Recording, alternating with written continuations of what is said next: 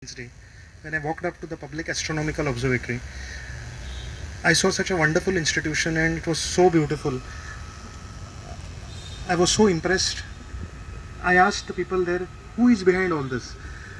At that time, there was my friend Annie Gomes. She told me Percival Noronha. I had never heard of the name actually, unfortunately for me. But every Saturday, sir used to come, and it was so nice.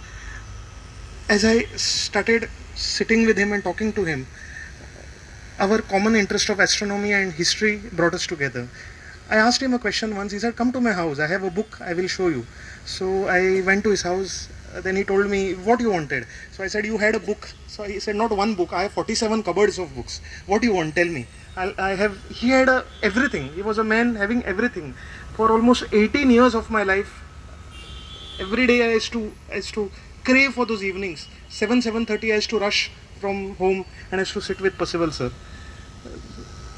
At least 15-16 years I must have sat with him. He told me so much. He knew everything. He was a perfect man. He made no mistakes. He was not a practicing, as such, he didn't go for mass and all. But he was such a believer in everything. He was a believer in humanity. I mean, how could God make so many, how could God make a human so perfect? That is always I used to think about Percival sir.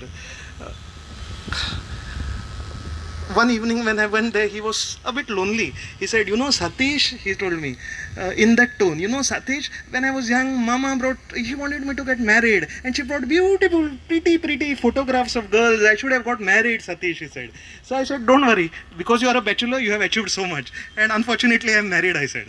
Then my wife used to call me, 9:30, 10:30. She said, Satish, where are you? I said, I'm sitting with sir, we are doing some important work. So she said, you should not have got married, you should have stayed with him and both of you could have carried on in life.